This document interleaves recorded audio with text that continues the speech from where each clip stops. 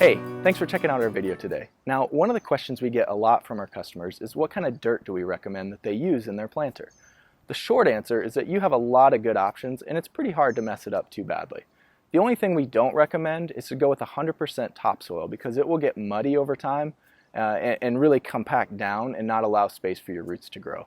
You want something that'll hold a decent amount of moisture so that the water doesn't just flow through your planter. Because your planter, your raised bed, it's going to have your plants up in the air and they're going to dry out a little bit more than a normal garden would. Now you're also going to want something that's loose and allows for the roots to grow easily as your plants mature. Now the most important thing you want to have in your planter, in the soil mixture, whether it's a raised bed or a patio planter like what I have behind me, is something that holds moisture.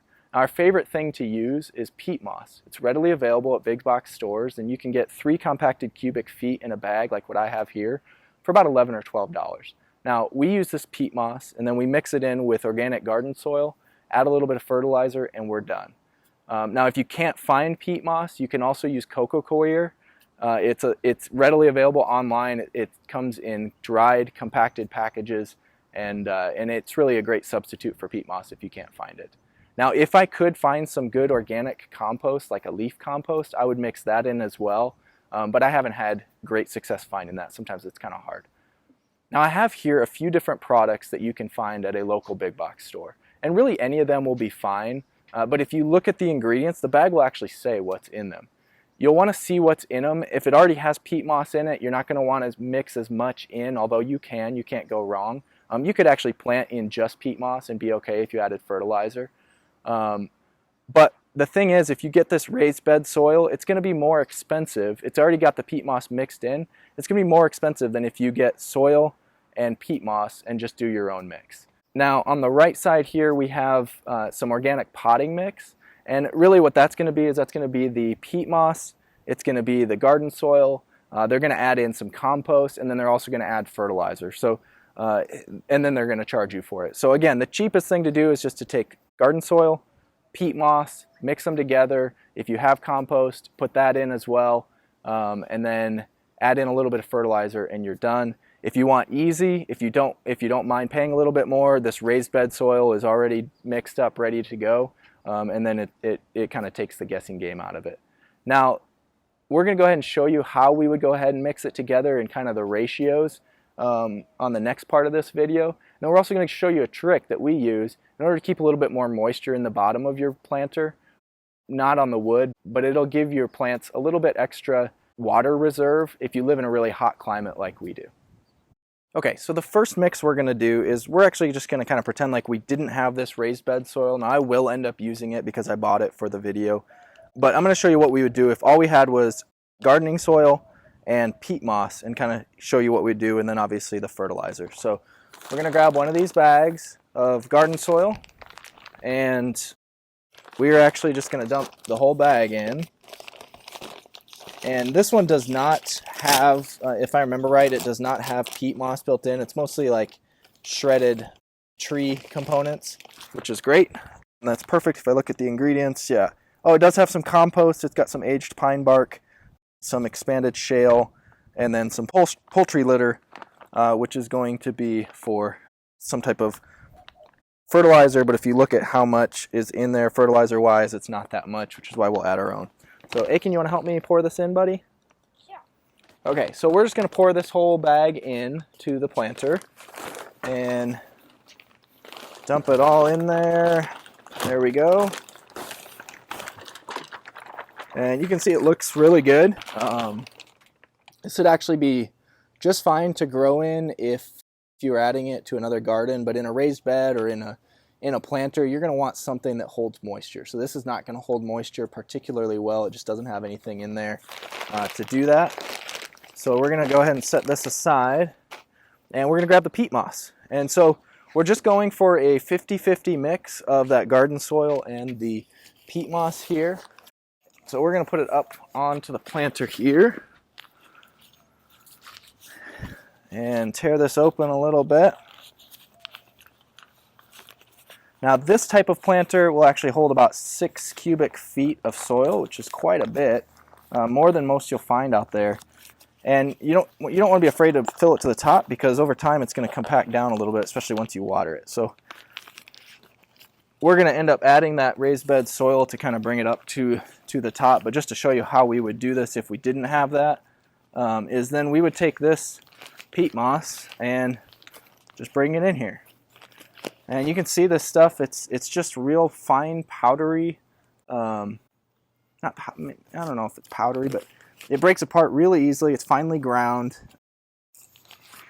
and it's really compacted. So as you pull it out, it's going to look like a lot more. And so we're going for, again, just a 50-50 mix here.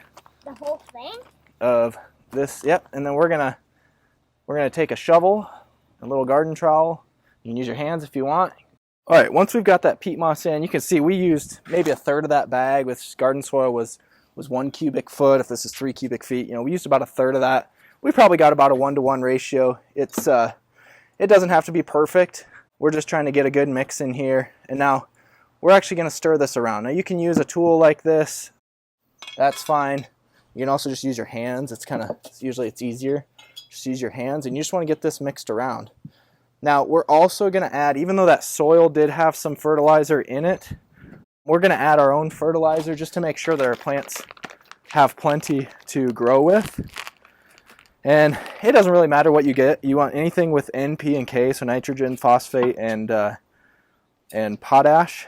This one has a little bit of calcium in it too, because it's labeled tomato. Anytime you grow tomatoes, you're going to want to add a little bit of calcium. You can do ground up eggshells. And what that does is it kind of helps prevent that blossom end rot. Read the fertilizer bag. You want to see how much you need to put in there. This says to do 1 cup of this for every 2 cubic feet of soil. So this planter is going to hold about 6 cubic feet of soil, so we're actually going to use 3 cups of this. But if we were mixing up this right here, which is going to end up being probably about 2 cubic feet. If all we had was 2 cubic feet, we would add about a cup. So right here. And we're just going to mix this around, spread it around rather, and then mix it in just as we're mixing the soil. And that's it. So if all we had was these products, I would grab a couple more of those soil bags, a little bit more peat moss, mix it together, add more fertilizer, and be done. I'd water it, and then I'd put my plants in or my seeds, and that would be it. So it's really quite simple. You don't have to do anything complex. Now, if I did have some good organic compost, like some leaf compost, what I would do then is I would do a 1/3 leaf compost, 1/3 peat moss, 1/3 garden soil mix. Add in a little bit of fertilizer again, and that's it. You're done. You're ready to plant. You don't have to make it complicated.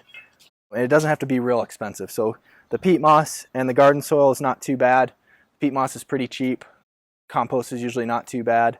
And then you're good to go. You don't have to spend a lot of money. If you get this raised bed soil or you get potting mix, it's going to cost you a lot of money to fill one of these. But it's really not necessary, although it is easy. So if you want easy, then go that route.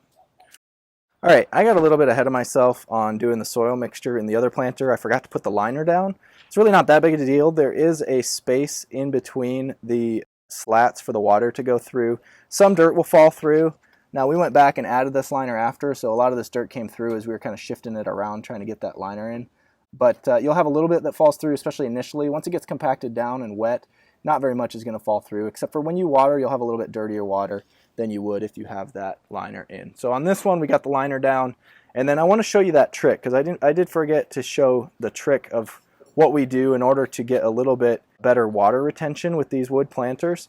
So these planters are really nice and convenient to have on your patio, but you are going to have to water them, depending on your climate, about every day or every other day in order to keep your plants well watered.